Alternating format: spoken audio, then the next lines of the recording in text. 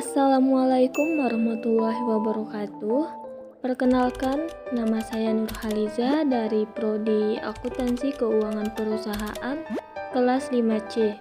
Perkenalkan, nama saya Ure Indah Lestari dari Prodi Akuntansi Keuangan Perusahaan kelas 5C. Perkenalkan, nama saya Andri Miftahuda dari Prodi AKP 5C.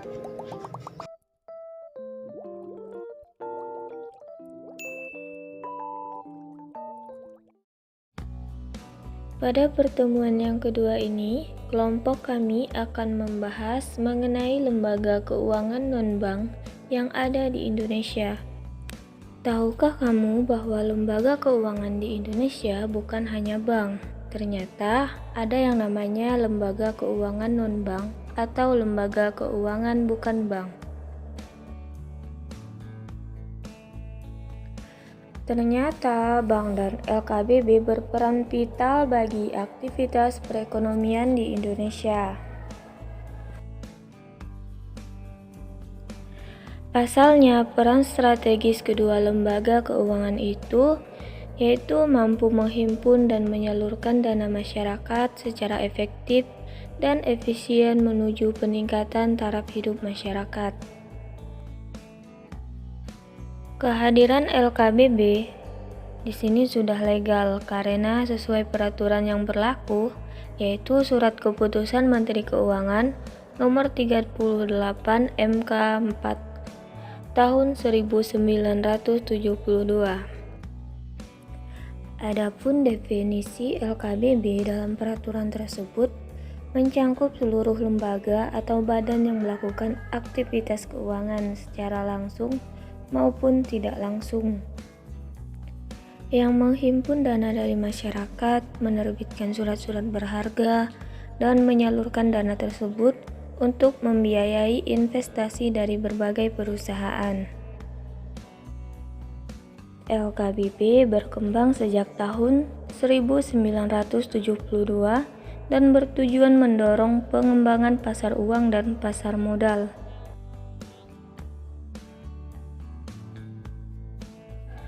Nah, apa saja jenis-jenis lembaga keuangan non-bank di Indonesia saat ini?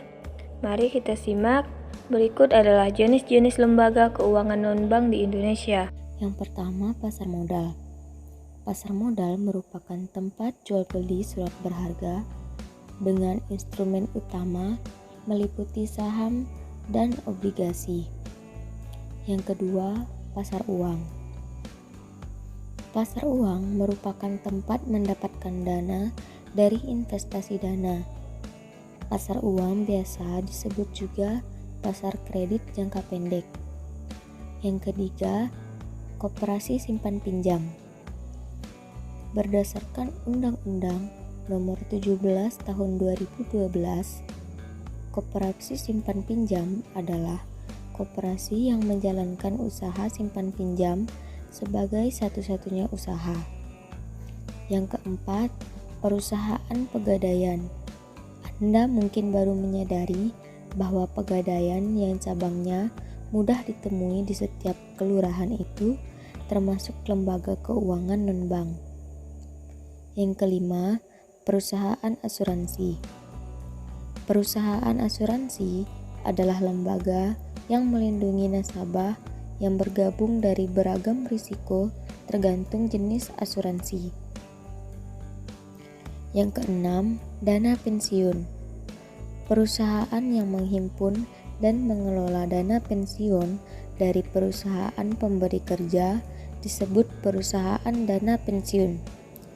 Yang ketujuh, perusahaan modal ventura.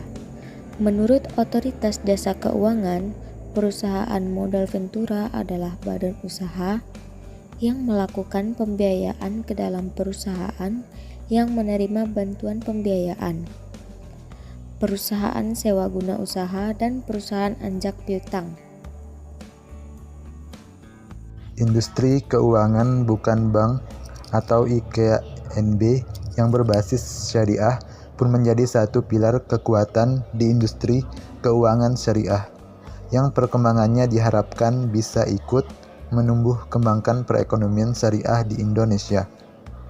IKNB Syariah adalah bidang kegiatan yang berkaitan dengan aktivitas di industri asuransi, dana pensiun, lembaga pembiayaan, dan lembaga jasa keuangan lainnya, yang dalam pelaksanaannya tidak bertentangan dengan prinsip-prinsip syariah. Secara umum, kegiatannya memang tidak memiliki perbedaan dengan IKNB konvensional, namun terdapat beberapa karakteristik khusus dengan produk dan mekanisme transaksi yang berdasarkan prinsip syariah.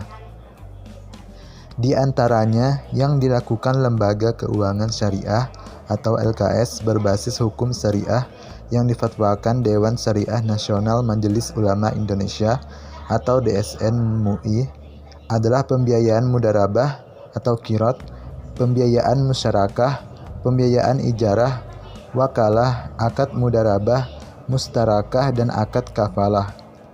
OJK sebagai lembaga pengatur dan pengawas di keuangan syariah juga memiliki fungsi dan kewenangan untuk melakukan integrasi arah kebijakan, strategi, dan tahapan perkembangan di industri keuangan syariah, termasuk di IKNB Syariah. Tentu regulasi instrumen yang dikeluarkan juga sesuai dengan prinsip syariah dengan melibatkan DSN MUI.